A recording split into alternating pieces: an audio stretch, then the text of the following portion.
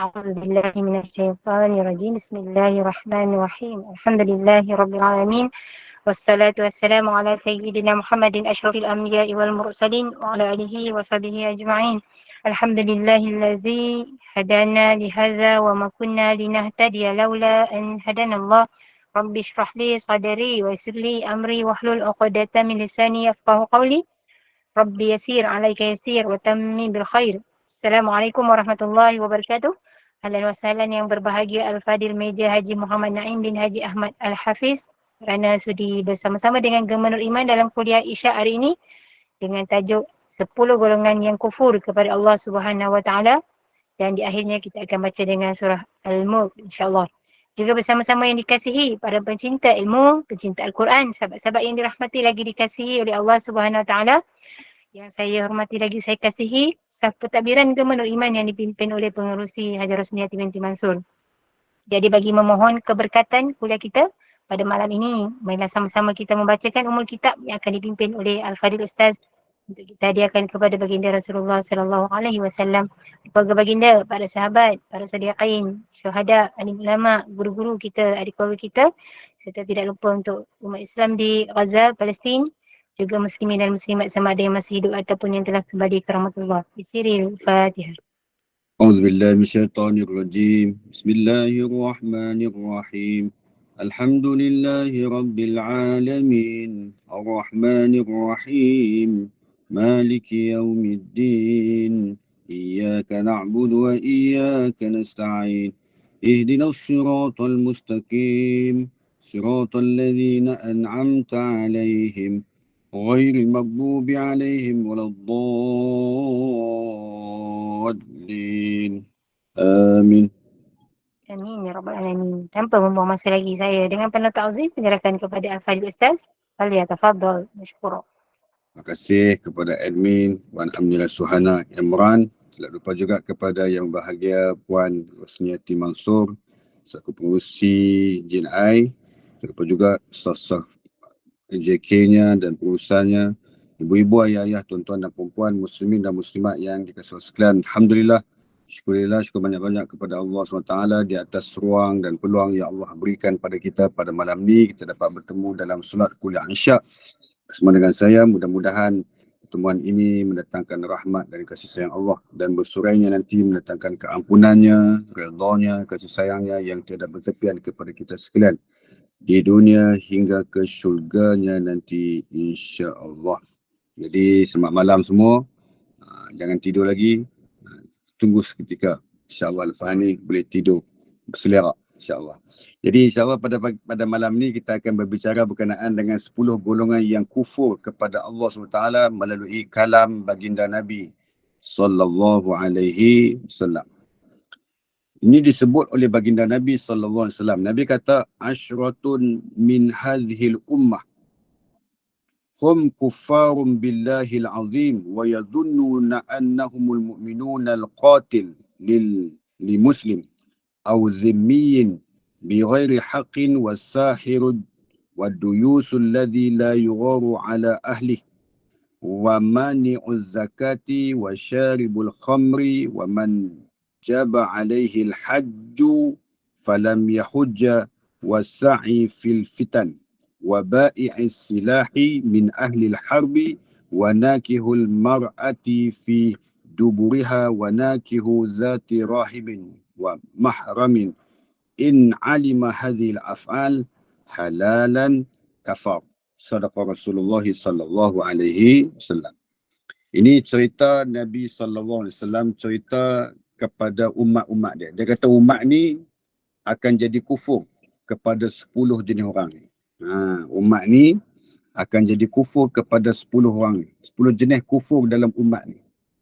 Antaranya yang disebut oleh baginda Nabi SAW, yang pertama iaitu disebut di sini, annahum mu'minunal qatilu li muslimin aw zimmiyin. Apa dia tu? Orang yang membunuh saudara muslim atau kafir zimmi tanpa alasan yang dibenarkan oleh agama. Membunuh orang Islam ataupun membunuh kafir zimmi. Bunuh orang Islam tak boleh. Jangan sengaja-ngaja ataupun sewenang-wenangnya kau nak membunuh orang Islam. Tak boleh. Haram. Darah orang Islam itu haram untuk orang Islam membunuhnya. Melainkan apa? Melainkan yang dibenarkan oleh agama. Apa dia yang dibenarkan oleh agama? Kalau dia murtad, bunuh.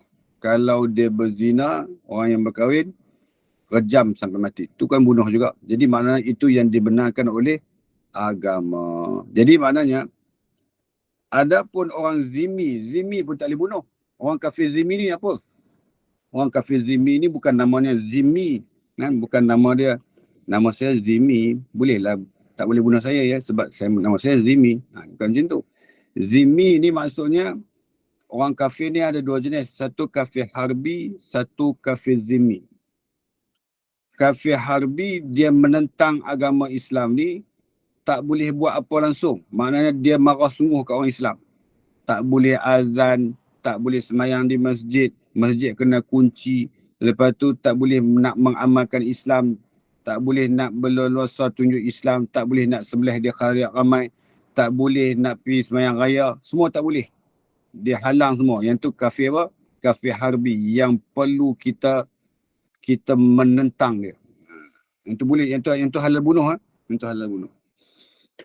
Adapun kafir zimmi, dia kata apa, tak apalah agama you buat je lah apa, tak apa, tak ada masalah. You nak azan lah, you nak tarhim lah, you nak baca Quran kuat-kuat pun baca lah, you nak semayang kuat-kuat pun semayang lah, ikut suka you lah. You nak kahwin ke, you nak sembelih ke, you nak sembelih lembu ke, kambing ke di khalayak ramai, sembelih lah. Kita orang tak kacau pun. Yang pasti kau buatlah kerja agama kau elok-elok. Buat betul-betul, jangan main-main.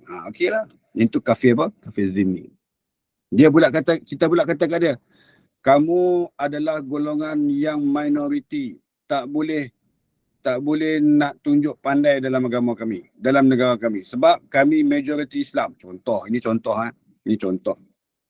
Jadi, mereka pun kata, okey, kami akan bayar cukai, kami akan bayar segala apa yang dituntut oleh agama Islam di sini. Jadi kami pun bayar cukai lah. Jadi kena cukai. Atas apa? Maka dengan itu orang Islam wajib memelihara orang kafir yang lain yang merupakan kafir zimmi. Maka mereka berada di dalam jagaan dan kawalan orang Islam disebabkan mereka tidak menentang ajaran agama Islam yang diamalkan di sesebuah negara. Begitu. Itu kafir zimmi dengan kafir harbi. Kalau orang kata kafir murakab, macam mana kafir murakab? Tahu kafir murakab? Kafir murakab ni apa pun tak tahu. Apa pun tak boleh. Semua tak boleh.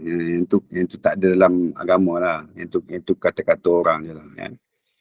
Jadi maknanya di sini, ini orang kufur. Siapa dia bunuh orang Islam, siapa dia bunuh kafir zimmi, dia adalah orang yang kufur.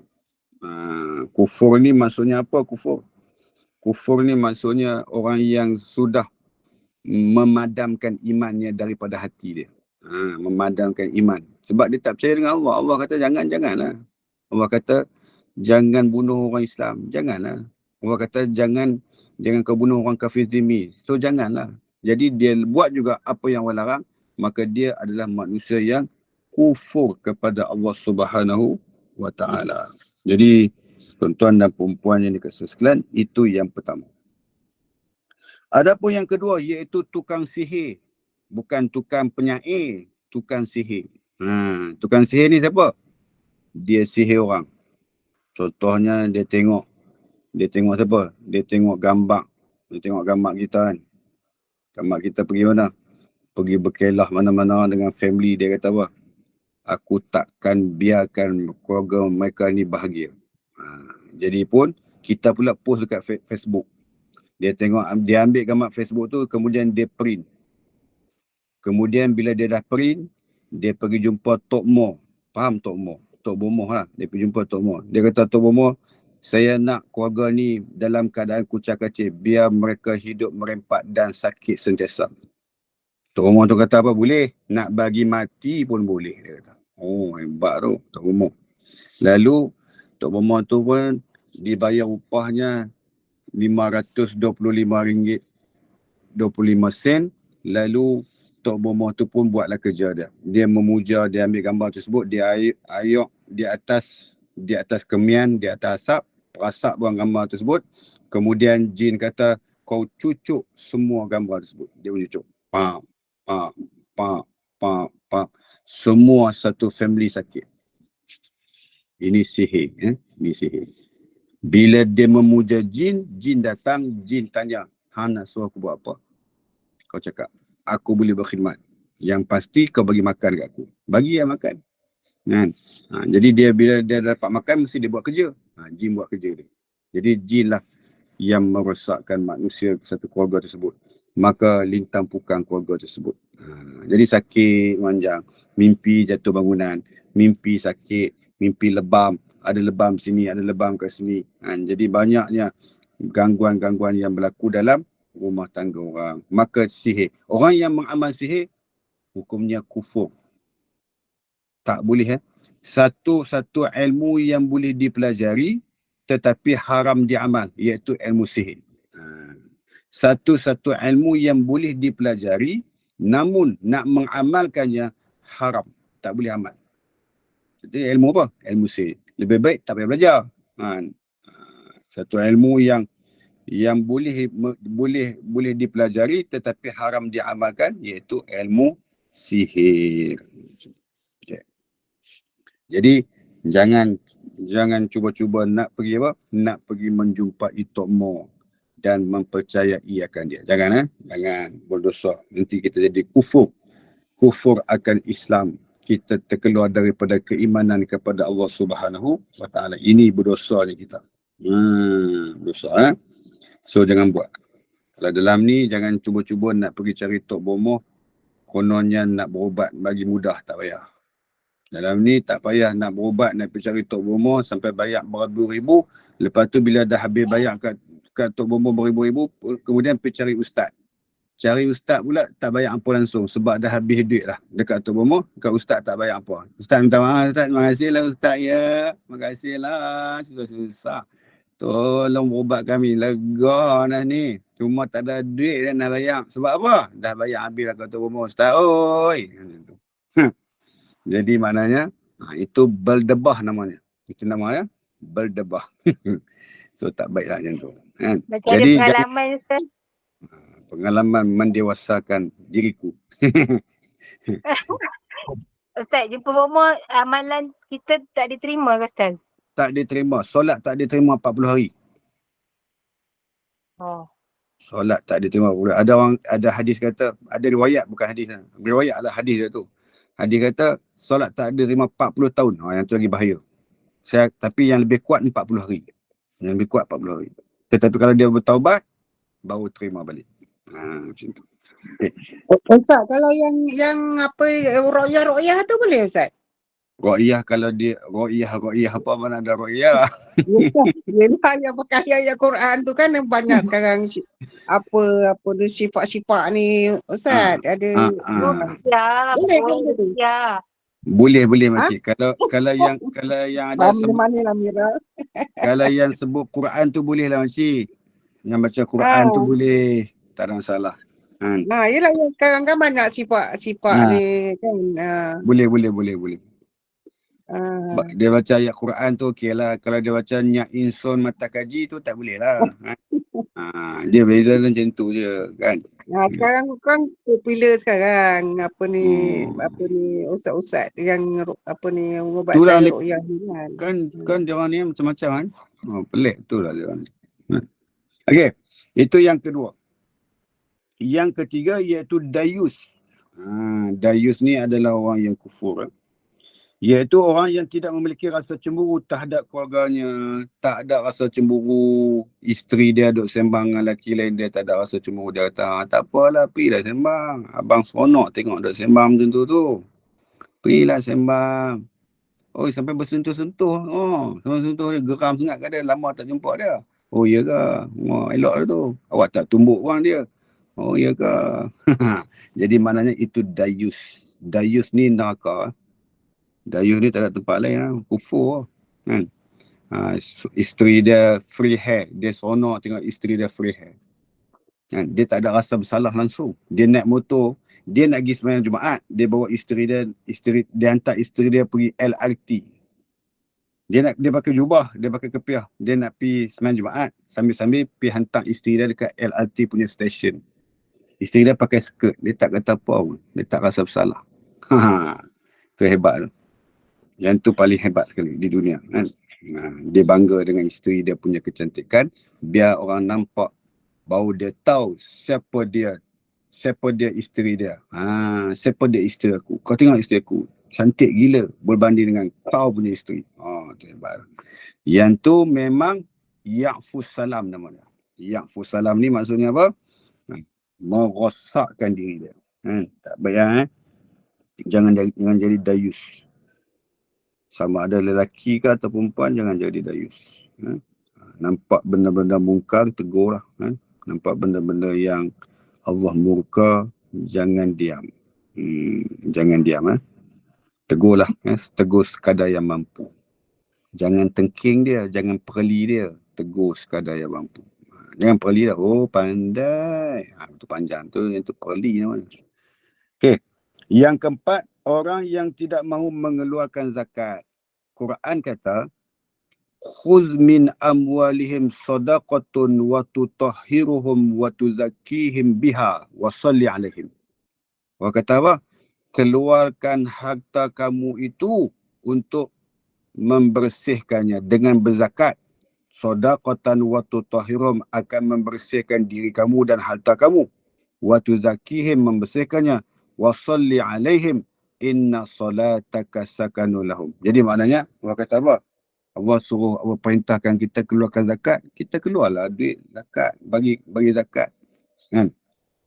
Kalau yang kerja government, kalau yang kerja swasta, buat potongan zakat. Ni hujung-hujung tahun ni buatlah potongan zakat. Potongan zakat supaya tahun 2024 nanti dah tersedia dipotongnya zakat kita. Zakat pendapatan potong siap. Potong siap. Setiap bulan tu memang auto debit. Auto debit. Potong siap. Supaya gaji kita tu gaji yang bersih. Daripada kekotoran. Dia macam mana masuk kekotoran rezeki kita ni? Maksudnya macam mana? Contohnya, waktu kerja kan. Waktu kerja, sepatutnya kita masuk kerja pukul 8. Tapi kita masuk pukul 8.30. Yang 30 minit tu yang nak kena bersih.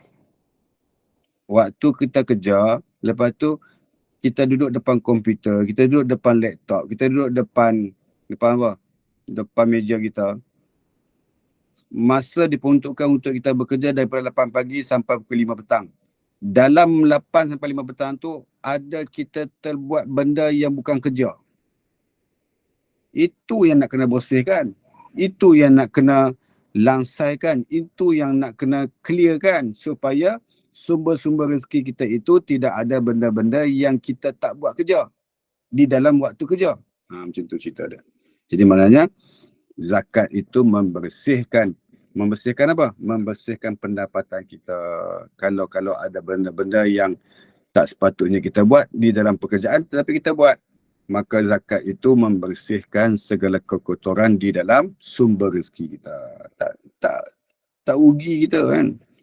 Lepas tu bila dah isi zakat, kita dapat, bila isi e-filing bulan Mac nanti, dapat balik dulu. Dapat rebate 100%. Macam tu. Pesan ke anak-anak makcik-makcik ya. Pesan, tanya dia, hang dah zakat belum? Marah dia sikit. Hang dah zakat belum? Duit gaji hang tu. Zakat macam mana Umi? Potonglah zakat. Macam ustaz tu cakap tu. Jadi dia ada ilmu. Jadi dia tegurlah anak dia kan. Jadi maknanya kena keluar zakat. Zakat ni seeloknya kan melalui apa? Organisasi yang menguruskan zakat. Lembaga zakat Selangor ke, PPZ Mawib ke, PPZ Selangor ke, PPZ Pahang ke, PPZ mana sekalipun, pergilah jumpa dia orang. Bayar zakat dia orang. Kan nanti dia orang kira lah.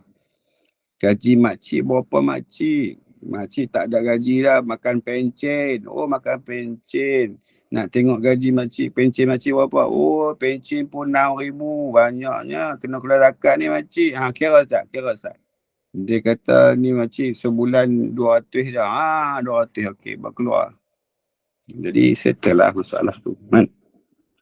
Jadi maknanya zakat, orang yang tak keluar zakat, Sayyidina Umar Al-Khattab, Sayyidina Osman bin Affan memerangi mereka yang tidak mengeluarkan zakat. Sebab apa?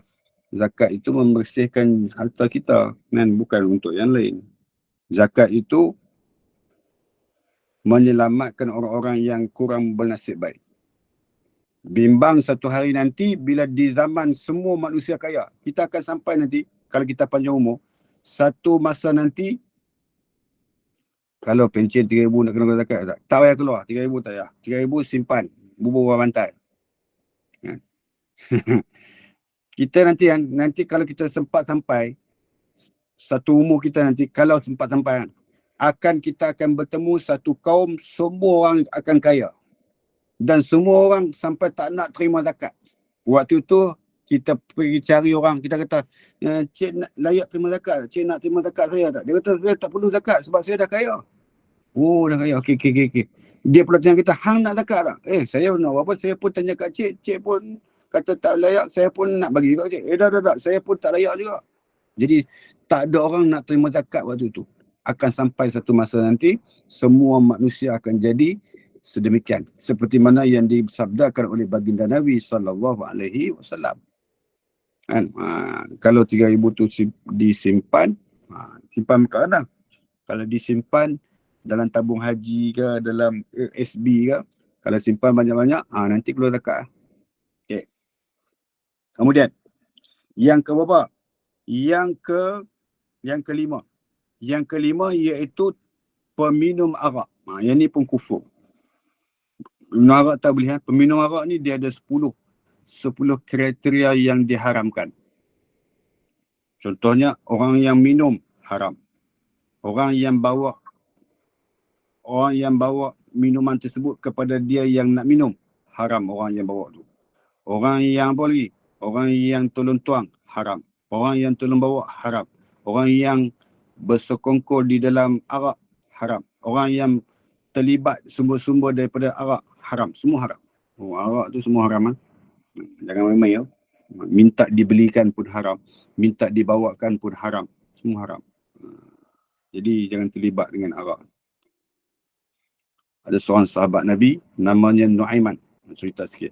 Nuaiman ni dia kaki minum arak tau. Dia kaki minum arak. Dia minum arak, dia pergi jumpa Nabi, ya Rasulullah, aku minum arak hari ni. So macam mana? Nabi kata jangan minum arak, haram, dosa besar. Taubatlah. Baik, saya taubat. Saya janji saya tak minum arak lah. Besok dia datang lagi, ya Rasulullah, untuk makluman kau, aku minum arak lagi hari ni. La ilaha illallah. Orang kata jangan minum arak, dia minum pula. Lalu dia kata apa, wahai Rasulullah, aku minta maaf, aku taubat sekarang. Lalu dia taubat. Besok dia datang lagi, wahai Rasulullah, aku minum arak lagi. Minum arak lagi. Kan dah kata jangan minum arak. Lalu ada sahabat Nabi laknat dia. Lalu Nabi marah. Nabi kata apa? La tal'inuh. Jangan kamu laknat dia. Sebab apa? Sebab dia disayangi Allah dan disayangi aku. Dan aku juga sayang kepada dia. Dan Allah juga sayang kepada dia. Dia juga sayang Allah. Dan dia juga sayang kepada aku. Dia. Siapa dia nama? Nuaiman.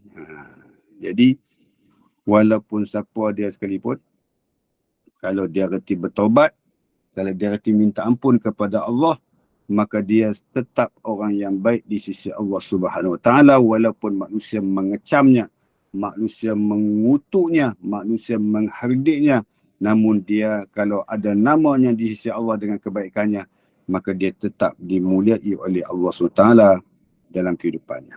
Okey. Itu yang kelima. Dan yang keenam, orang yang sebenarnya mampu menunaikan ibadah haji namun dia tidak menunaikannya. Ini pun masalah. Mampu tunai haji, duit cukup dah. Ustaz, duit dah cukup tapi tabung haji tak panggil. Macam mana Ustaz?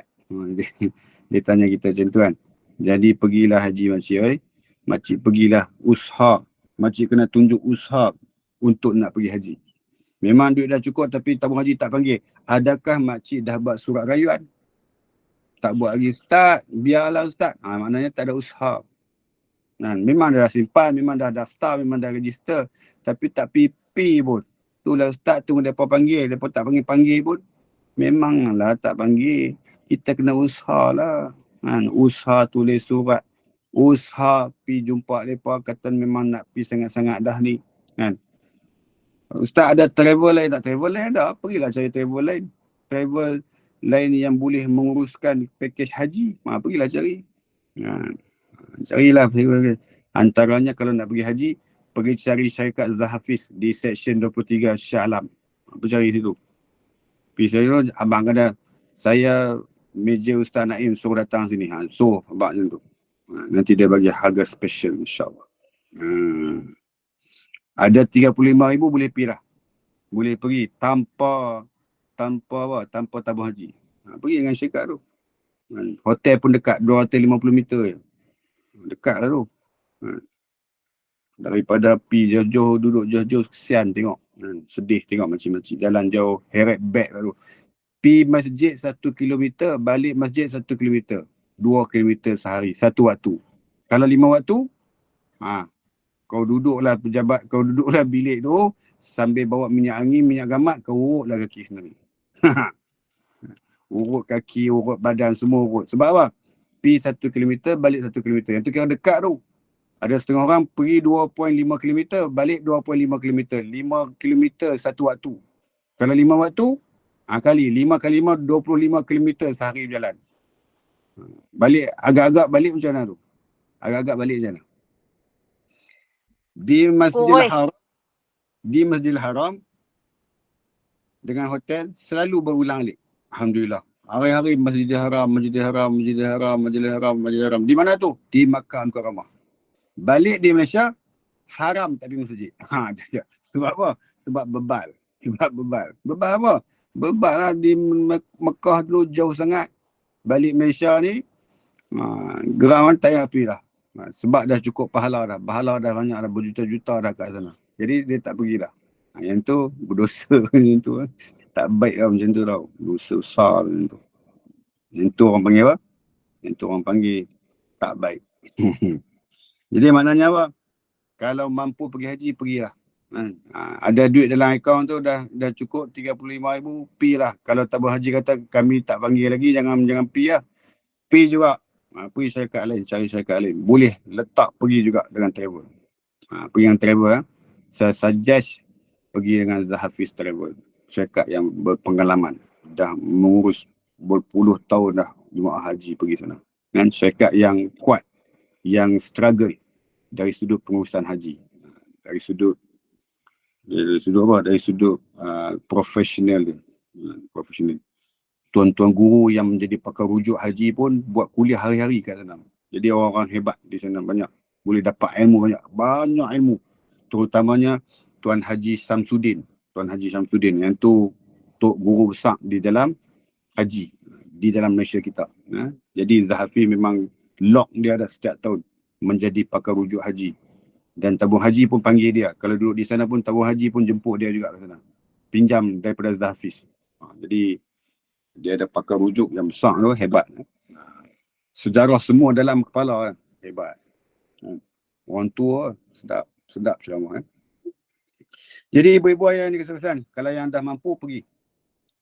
Ada hadis Nabi SAW. Nabi kata, siapa yang ada kemampuan untuk pergi haji dan umrah tetapi dia tidak pergi, dia tidak ada yang lain melainkan mati dia sama seperti Yahudi dan Nasrani. Sama seperti Yahudi dan Nasrani. Kematian dia tu.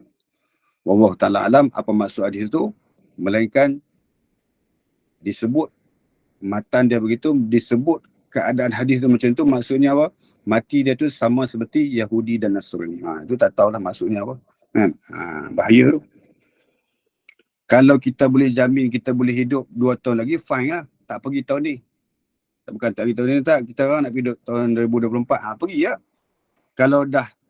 Kalau dah tahu nak mati 2025, tak payah pergi tahun 2024. Pergilah tahun 2025. Kalau dah tahu nak mati 10 tahun lagi, so tak payah pergilah tahun depan.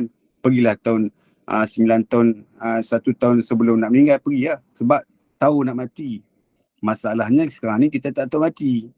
Bila tak tahu mati, segerakanlah benda-benda yang tersangkut, benda-benda yang tergantung untuk kita selesaikan sebelum jadi apa-apa kepada diri kita. Begitu. Jadi pergilah pergilah kan. Labbaik Allahumma labbaik labbaik la syarika lak labbaik. Apa dah nanti bagi tahu info syarikat. Apa tu? Tulis apa tu? Tak baca pun. Pergi, jangan tak pergi. Malu kat Allah. Ustaz, jika ada duit tapi suami tak bagi pergi lagi, kira macam mana? Suami tak pergi atas alasan apa? Kalau atas dasar nak pergi dengan dia, tak apa, pergi dengan dia. Kan? Saya nak tanya bagi pihak menantu yang bekerja sebagai seorang guru, adakah wang yang digunakan untuk baru pendapatan menggunakan wang sendiri seperti pembelian kertas, printer, PDP tu apa dia PDP? Hadiah murid dan sebagainya boleh tak dikira sebagai mencuci rezeki atau gaji? Kalau namanya zakat boleh lah. Kalau namanya zakat. Kalau namanya sedekah tak cuci kan zakat tu. Zakat itu baru cucikan rezeki kita. Ustaz, jika ada duit tapi adakah ada wang lebih, gilah haji ambil travel, jangan tunggu TH. Betul. Kalau tunggu TH, kalau tunggu tabung haji, mungkin pergi tahun 2100. Hidup lagi ya, tahun 2100. Mati hidup semula pun tak ada begini, faham? Kalau sekarang ni kalau kita daftar, tahun sekarang ni berapa? 2024 kan? 2024 lah. Mungkin pergi 2070, hidup lagi ke? Jadi, tak payah tangguh-tangguh lah. Benda-benda yang baik jangan tangguh. Benarlah kata Nabi SAW, Iza asbahta fala tuhaddis bil masai wa iza amsaita fala tuhaddis bis sabahi. Apabila kamu berada di pagi-pagi hari, jangan tangguh sampai petang. Apabila kamu berada di petang-petang hari, jangan tangguh sampai esok pagi. Maknanya Nabi tak bagi kita tangguhkan kebaikan. Ada benda yang boleh buat kebaikan, jangan tangguh, terus buat. Terus jangan tangguh. Begitu. Jangan tangguh ya. Jangan sesekali tangguh benda baik. Sebab kita tak tahu apa nak berlaku esok, diri kita siapa. Kalau tahu kira duit zakat boleh tak bagi cucu apa tu? Bagi cucu apa? Bagi cucu sendiri yang sedang belajar ke universiti. Boleh. Duit zakat boleh tak bagi pada cucu? Boleh. Cucu yang sedang belajar di universiti boleh bagi. Bagi tahu kat cucu tu, ni duit zakat Tok punya padi. Contoh.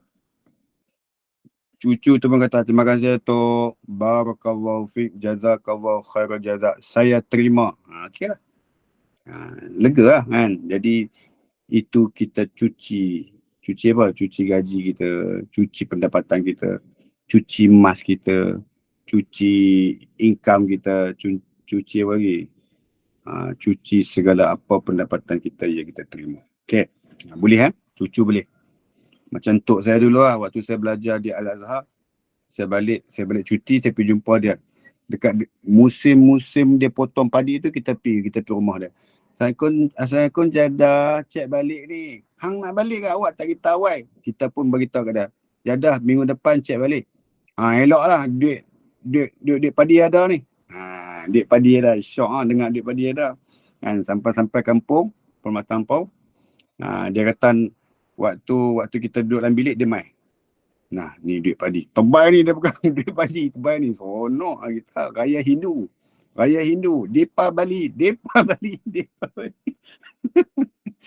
Sonok tak kira kan. Berguling-guling dapat duit. Ya Allah Akbar.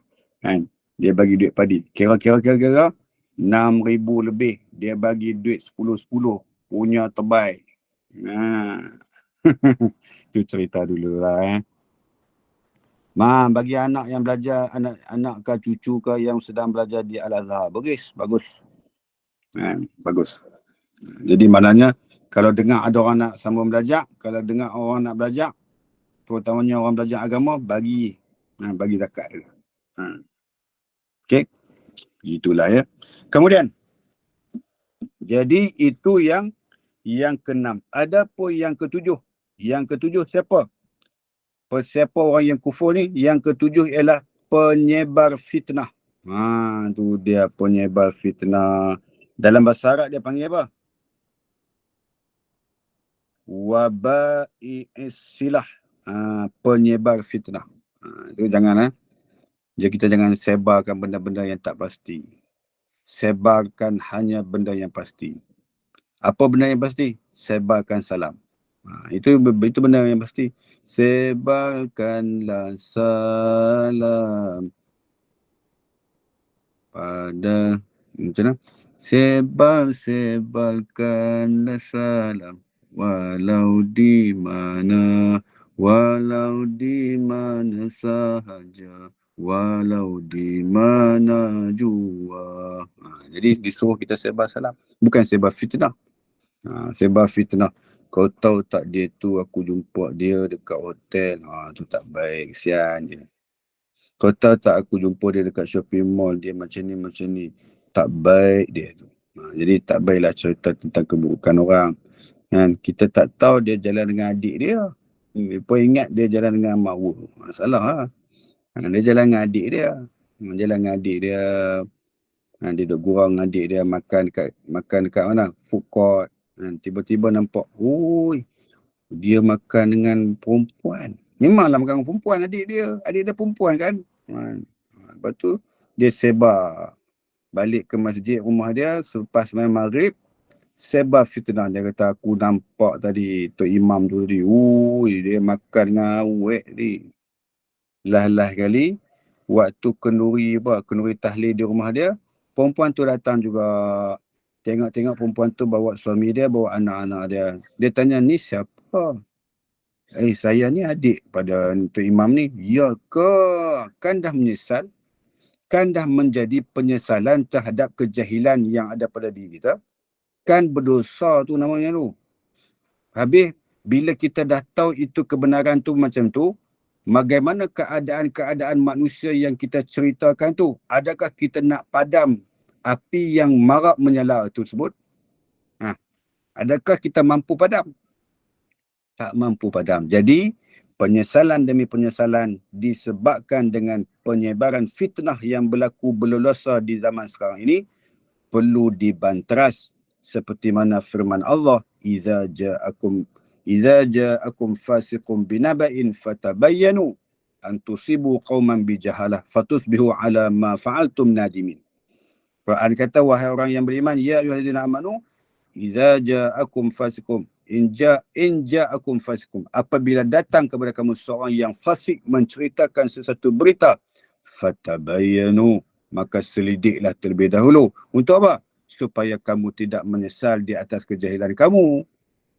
Maka selidiklah terlebih dahulu. Selidik tanya dulu, cari dulu kebenaran, cari dulu kepastian supaya kita tak sebar itu benda yang fitnah. Begitu. Okey, jangan sebar fitnah. Sebar fitnah, dia termasuk di kalangan orang-orang yang kufur kepada Allah SWT. Yang ke-9, yang ke-8. Yang ke-8, siapa dia yang ke-8? Yang ke-8, penjual senjata kepada pihak yang wajib diperangi. Ini pembelot. Dia jual senjata kepada pihak musuh dia. Dia jadi apa dah? Dia buka kaunter panas. Kaunter bergerak panas. Kaunter panas bergerak. Dia jual senjata. Dia kata ambil senjata ni dapat mematahkan tentera yang ni. So kau guna senjata ni kan, nanti dia orang kalah. Jadi dia pula merasuk pihak lawan supaya mematahkan segala kekuatan pihak tentera daripada golongan dia. Itu dengan tu pembelot tu nama tu.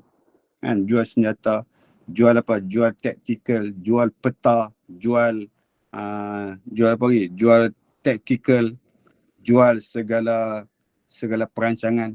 Ini semua ni benda-benda ni boleh menjadikan kufur kita kepada Allah Subhanahu wa taala. Wa na'udzubillahi min zalik. So jangan jadi sedemikian. Yang ke-9.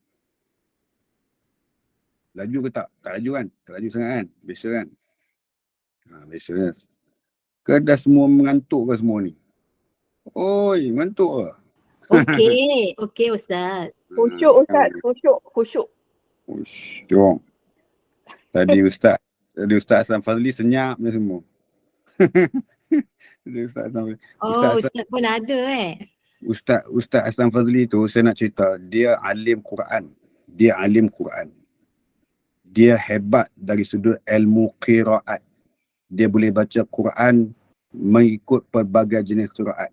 Dia pakai qiraat. Bila dia pakai qiraat dan taranum, maka ambillah istifadah daripada qiraat dan taranum. Dia hebat. Dia boleh baca ghairil maghdubi alaihim waladdallin siratal ladzina an'amta alaihim ghairil maghdubi alaihim waladdallin. Dia boleh baca macam tu. Belajar dengan dia. Belajarlah kaedah-kaedah bacaan, seni-seni qiraat pada dia kan. Ambil ilmu dengan dia. Dia tu antara orang-orang yang hebat di dalam ilmu qiraat. Saya tengok tadi nama, Allah, orang hebat ni. Insya-Allah. Sebab tu kita masuk senyap-senyap supaya orang tidak mengetahui kehadiran kita. Tetapi kita ada di mana saja. Jadi kita pun dengar. Tapi janganlah tanya dia ilmu-ilmu yang lain. Dia pakai qiraat, pakai Quran. Tanya Quran je, jangan tanya ilmu lain. Kesian kat dia. Saya dengar dia macam okey lah. Semua tu cuma kesian. Tapi seeloknya tanya ilmu yang bertepatan dengan kepakaran dia. Macam itulah. Bagus. Dia orang yang alim. Ibu-ibu, ayah-ayah, tuan-tuan dan perempuan yang dikasihi sekalian. Kemudian yang ke-9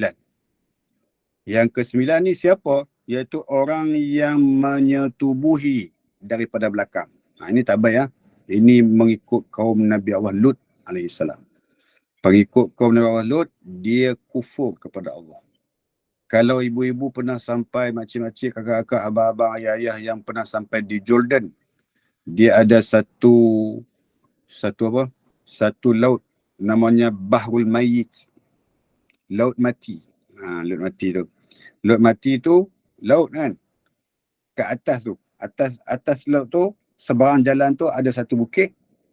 Atas bukit tu. Dia ada siapa? Dia ada kaum Nabi Allah Lut yang disumpahi. Kat situ ada. Jadi boleh tengok kat situ ada orang kata situ isteri Nabi Allah Lut. Macam orang kata situ kan. Tapi ada kat situ kesan laknat Allah kepada kaum Nabi Allah Lut ada di situ. Pergilah.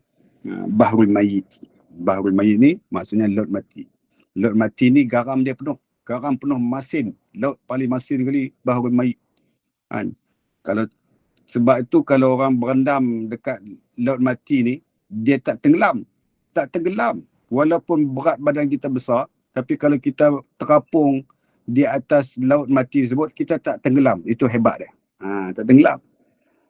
Siapa yang ada gatai-gatai semua tu, gatai kulit selalu duk gatai, duk garu pagi petang semalam tu, dia jadi tok garu tu, pilah Bahrul Mayyit tu, pi berendam kat situ.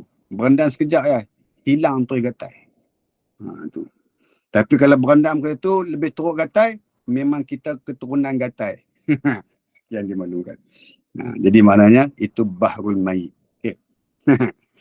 Kemudian yang ke-10 dan yang terakhir. Ya betul Ustaz, memang tak tenggelam. Memang tak tenggelam. Melekit airnya Ustaz. Betul.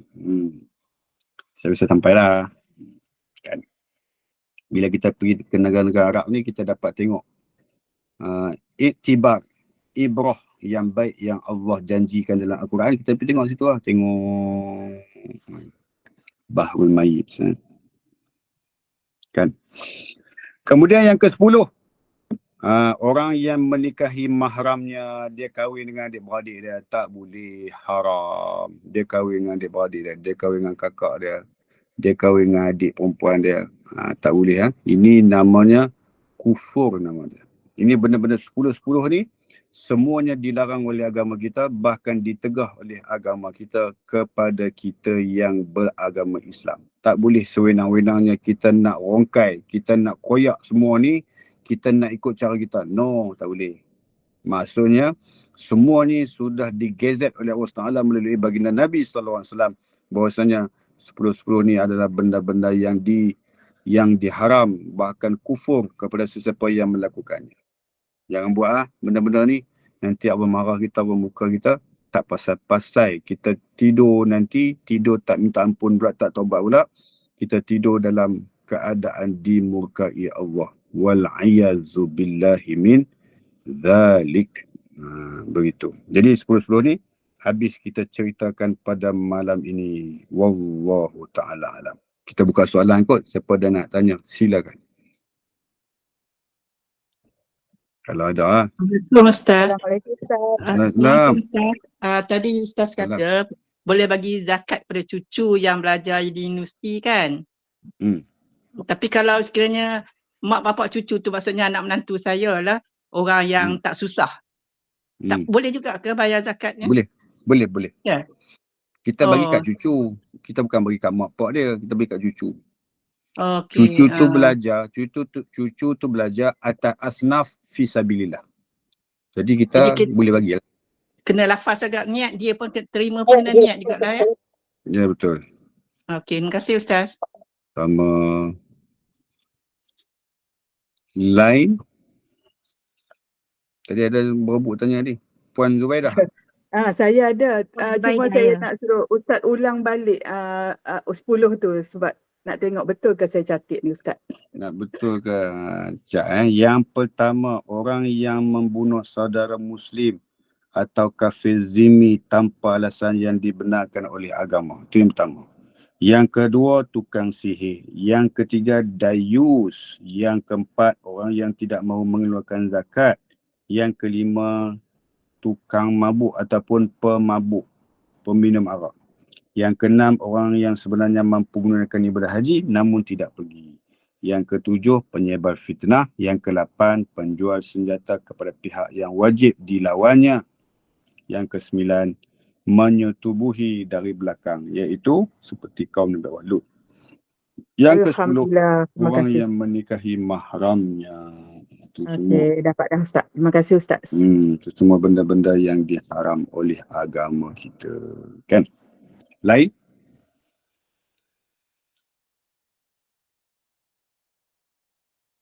Dah habis dah? Alhamdulillah. Masya Allah. Silakan. Ustaz, minta maaf Ustaz, satu lagi. Kalaulah sekiranya kita bagi zakat, berniat untuk arwah suami yang mungkin dia ada tertinggal zakatnya masa dia hidup. Bolehkah kita niat macam tu? Selalunya saya sedekah infak atas niat untuk arwah suami. Tapi katalah saya keluarkan zakat, niat mungkin dia ada tak bayar zakat masa dia masih hidup dulu. Yang tu kalau kita tahu ada suami kita ni dia tak bagi zakat. Jadi kita pun jadi apa? Kita pun jadi penyelamat dia untuk kita nak qada balik zakat dia. Boleh ke? Yang ni perbahasan dia di dalam fiqh, kan? Perbahasan dalam fiqh dia kena rujuk macam mana? Dia ada satu istilah dia kata kalau orang itu sendiri yang berhutang, maka dia sendiri yang kena bayar.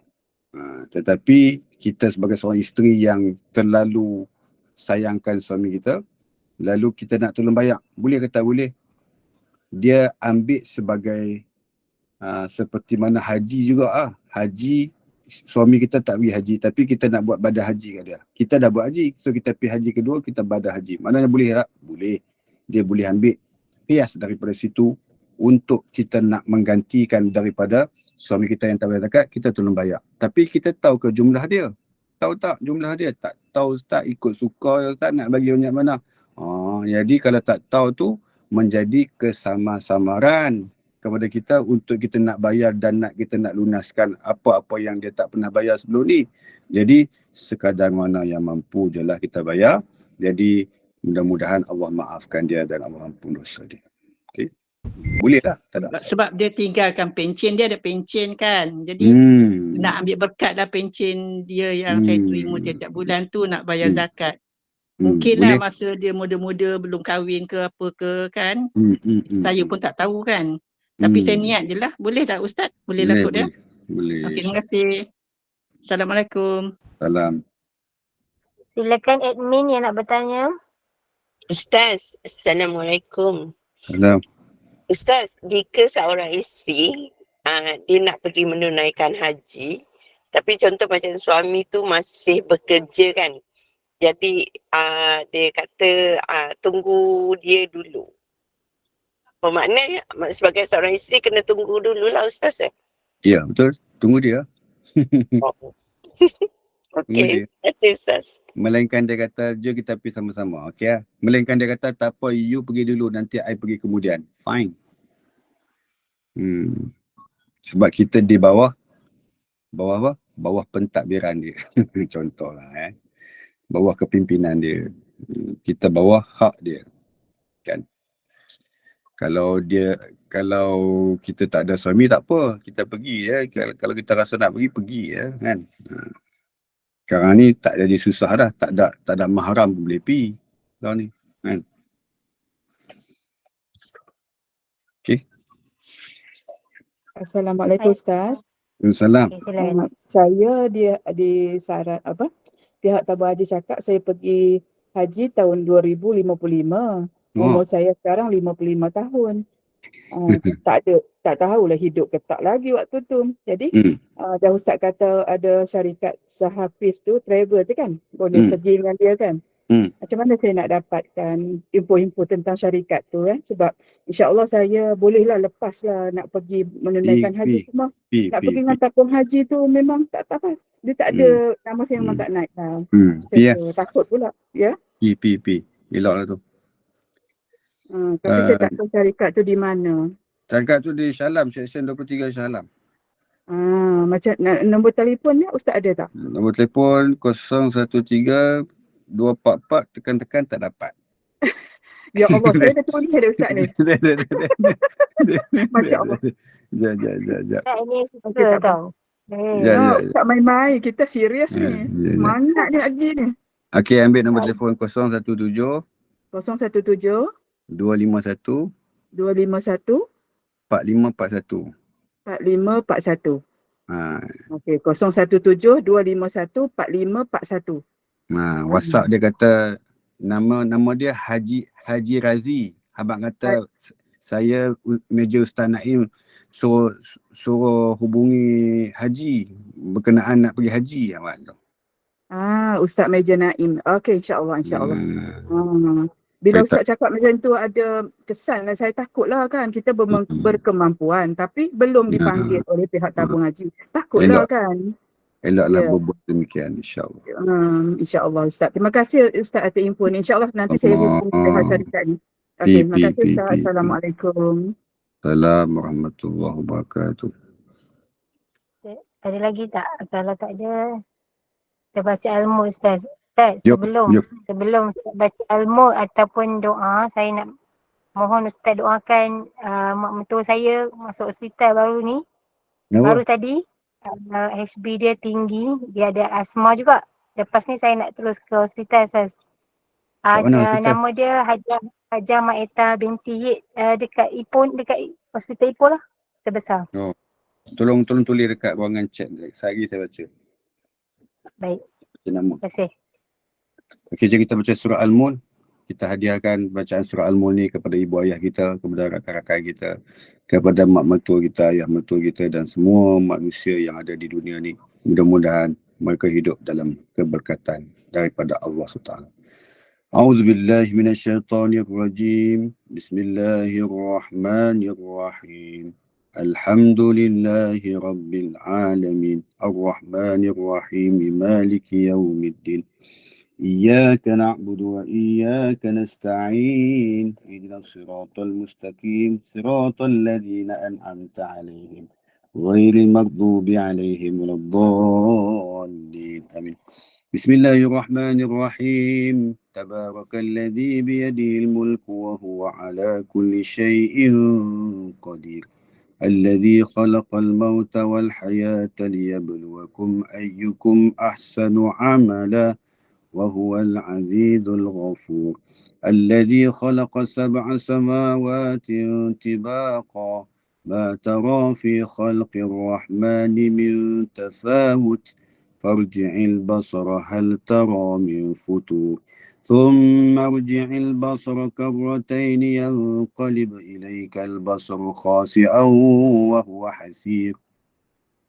ولقد زينا السماء الدنيا بمصابيح وجعلناها رجوما للشياطين واعتدنا لهم عذاب السعير. وللذين كفروا بربهم عذاب جهنم وبئس المصير. إذا ألقوا فيها سمعوا لها شهيقا وهي تفور تكاد تميز من الغيظ كلما ألقي فيها فوج سألهم خزنتها ألم يأتكم نذير قالوا بلى قد جاءنا نذير فكذبنا وقلنا ما نزل الله من شيء إن أنتم إلا في ضلال كبير. وقالوا لو كنا نسمع أو نعقل ما كنا في أصحاب السعير فاعترفوا بذنبهم فسوقا لأصحاب السعير. إن الذين يخشون ربهم بالغيب لهم مغفرة وأجر كبير. وأسروا قولكم أو اجهروا به إنه عليم بذات الصدور.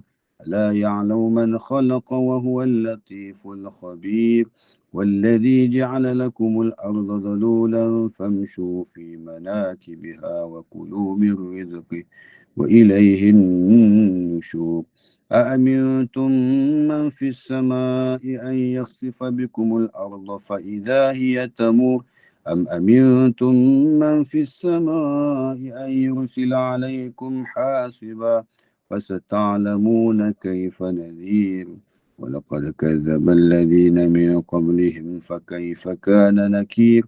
ولم يروا إلى الطير فوقهم صافات ويقبضن ما يمسكهن إلا الرحمن إنه بكل شيء بصير.